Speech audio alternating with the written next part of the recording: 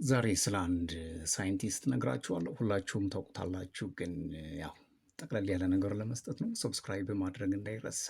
ዮሐንስ ኬፕለር ወይንም ደግሞ ጆን ኬፕለር ከ1571 እስከ 1630 የኖረ ታዋቂ ሳይንቲስት ነው። ታዋቂዋ የናሳ የህዋ ውስጥ ቴሌስኮፕ በስሙ የተሰየመችለትና በ17ኛው መቶ ክፍለ ዘመን የሳይንስ አብዮት ሰው የነበረው ጀርመናዊው አስትሮኖመር ማትማቲሽያን እና ትጉህ ክርስቲያን ዮሐንስ ኬፕለር የተወለደው በጀርመን ዌልስ ዲር ስታድት ከተማ ውስጥ በ1571 ዓ.ም ነው። ኬፕለር በሳይንስ ታሪክ ውስጥ በግንባር ቀደምትነት ከሚሰለፉ ሳይንቲስቶች ተርታ ነው። ይህ ታላቅ ጀርመናዊ ማቴማቲሽያን አስትሮኖመር ፍተሻዎችን ያለፉና ዛሬም ድረስ በሰፊው ጥቅም ላይ የሚውሉ መሰረታዊ የተፈጥሮ ህጎችን አግኝቷል። ሎጋሪዝምን አስትሮኖሚ ውስጥ ለመጀመሪያ ጊዜ መጠቀምንና ለኢንተግራል ካልኩለስ መሰረት መጣልን ጨምሮ ሳይንስ ውስጥ ማቴማቲክስን ወደ አዲስ ከፍታ አሳድጓል። በሳይንስ ዓለም ውስጥ ጠቃሚ ግኝቶችን ለዓለም አበርክቷል። ኬፕለር ሳይንስን ከአጉልምነት ወደ ማትማቲክስ ህግ በማዞርና ጽኑ መሰረት ላይ በመትከል ረገድ ዋነኛው ተዋናይ እንደነበር ይነገርለታል። ዩኒቨርስ እንዴት እንደምትሰራ የሰው ልጅ እንዲረዱም አግዟል። በፕላኔቶች የሞላላ ቅርጽ ምህዋር ህጉ በሰፊው የሚታወቀው ኬፕለር እነዚህ የኬፕለር ስራዎች ለታላቁ አይዛክ ኒውተን ዩኒቨርሳል የስበት ህግ ቲዎሪ አንዱን መሰረት ሆነውለታል። ኒውተን ከሌሎች ይልቅ አርቆ የመመልከት ችሎታው በሌሎች ግዙፎች ትከሻ ላይ ስለቆመ መሆኑን ሲገልጽ፣ በይበልጥ ኬፕለርን እያሰበ መሆኑ ሁሉም የሚስማማበት እውነት ነው። ይሁንና ኬፕለር ከድሃና ካልተማረ ቤተሰብ የተወለደ ህይወቱ በችግር የተሞላ ትሑትና ትጉህ ክርስቲያን ነበር። ኬፕለር በመንፈሳዊ ተነሳሽነት ምርጥ ሳይንስ የሰራ የክርስቲያን ሊቅ ሆኖ ምሳሌ በመሆን ይቀርባል። ኬፕለር ሳይንስን የሚያየው የእግዚአብሔር ተልዕኮ አድርጎ ነው። የሳይንስ ስራዎቹን የእግዚአብሔር ሐሳብ ማሰብ መሆኑን ገልጿል። ክርስትና የሳይንስ ጠላት እንደሆነ አድርጎ የሚያስብ ሰው ካለ የዚህን ታላቅ ሳይንቲስትና ትጉህ ክርስቲያን ህይወት በቅርበት መመርመር ይችላል። ኬፕለር የሰማይ አካላት መካኒክስ አባት ፋዘር ኦፍ ሴሌስቲያል ሜካኒክስ በመባልም ይታወቃል።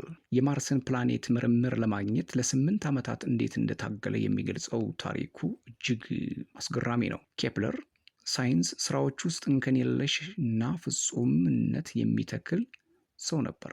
የፕላኔቶችን ምህዋር ምርምሩን የጀመረው በወቅቱ በሰፊው ይታመን በነበረው የፕላኔቶች መንገድ ክብ ወይንም የክቦች ጥምረት ነው በሚለው ሀሳብ ላይ ነው። ይሁንና ኬፕለር ውስብስብ የክቦች ጥምረት ለፕላኔቶች ምህዋር የማይሰራ መሆኑን ደረሰበት። በሁሉም ዘንድ ተቀባይነት ካለው ሀሳብ በመውጣት ትክክለኛው መፍትሄ እስከሚያገኝ ድረስ የተለያየ ክብ ያልሆኑ መንገዶችን ሞከረ። ከበርካታ ዓመታት ስራዎችና በሺዎች የሚቆጠሩ ገጾችን ከሞሉ አድካሚ ስሌቶች በኋላ ዳታዎቹ ከሞላላ ቅርጽ ቀመር ኤሊፕስ ፎርሙላ ጋር እንዲገጥሙ ማድረግ በመቻል ማርስ በፀሐይ ዙሪያ በሞላላ ምህዋር እንደምትዞር ደረሰበት። የኬፕለር ግኝት በሳይንስ ውስጥ ትልቅ ለውጥ ያመጣና የሰማያዊ አካላት ምህዋር ፍጹም ክብ መሆን አለበት የሚለውን የቶልሚ የአርስቶትልና የኮፐርኒከስን ሐሳብ የ1500 ዓመታት ስህተት እያስተካከለ ነበር ይባልለታል። በተጨማሪም ኬፕለር አስቀድሞ ይታሰብ ከነበረው በተቃራኒ አንድ ፕላኔት በእኩል ጊዜ ውስጥ እኩል ርቀት እንደማይጓዝ አሳይቷል። ይልቁንም ፀሐይና ፕላኔቱን የሚያገናኝ ሐሳባዊ መስመር በእኩል ጊዜ ውስጥ የሞላላውን ወለል እኩል ስፋት እንደሚሸፍን ማሳየት ችሏል። ይህ ማለት የፕላኔቷ ፍጥነት ቋሚ አይደለም። ወደ ፀሐይ በምትቀርብበት ወቅት ፍጥነቷ ይጨምርና ከፀሐይ በምትርቅበት ወቅት ደግሞ ፍጥነቷ ይቀንሳል። ኬፕለር እነዚህን ሁለት የፕላኔቶች ጉዞ ህጎች በ1609 ዘ ኒው አስትሮኖሚ በሚለው መጽሐፍ ውስጥ አሳትሞ አውጥቷቸዋል። ከ10 ዓመታት በኋላም ፕላኔቶች በፀሐይ ዙሪያ አንድ ሙሉ ዙር ለማጠናቀቅ የሚወስድባቸውን ጊዜ ከፀሐይ ካላቸው አማካኝ ርቀት በማትማቲክስ የሚያዛምድ ሶስተኛውን ህግ አወጣ። ይህን ህግ በ1619 ዓ.ም በሃርመኒ ኦፍ ዘ ወርድስ መጽሐፍ ውስጥ አሳትሞታል። በዚህ መጽሐፍ ውስጥ ኬፕለር እግዚአብሔር እንዲህ ሲል አሞግሷል። ጌታ አምላካችን ታላቅ ነው፣ ኃይሉም ትልቅ ነው፣ ለጥበቡ መጨረሻ የለውም ይላል። ኒውተን በኋላ ላይ በዓለም አቀፍ የስበት ቲዎሪ ኦፍ ዩኒቨርሳል ግራቪቴሽን ውስጥ እነዚህን ግኝቶች ገልጿቸዋል። ነገር ግን የኬፕለር ህጎች ዛሬም ፍጹም ትክክል እንደሆኑ ያህል ያኔ ለመጀመሪያ ጊዜ ሲያወጣቸውም ፍጹም ነበሩ። ሌላው ቀርቶ እርሱ ሊገምተው ከሚችለው በላይ ዛሬ እጅግ ጠቃሚዎች ናቸው። ዛሬም ሳይቀር ናሳ በሶላር ሲስተም ውስጥ ለሚልካቸው የህዋ መንኮራኩሮች የኬፕለርን ህጎች ይጠቀማል።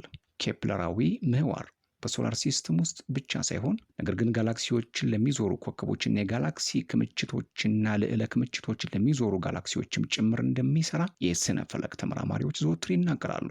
ጠቅላላው ዩኒቨርስ የኬፕለርን ሕግ ያከብራል፣ ወይንም እሱ መናገር ይመርጥ እንደነበረው እግዚአብሔርን ሕግ ያከብራል። ኬፕለር እንዲህ ብሎ ነበር፣ እኛ የስነ ፈለክ ተመራማሪዎች የተፈጥሮ መጽሐፍን በተመለከተ የታላቁ እግዚአብሔር ካህናት ስለሆንን ለራሳችን ክብር ሳይሆን ከሁሉም በላይ ለእግዚአብሔር ክብር አሳቢ መሆን ይገባናል ይላል።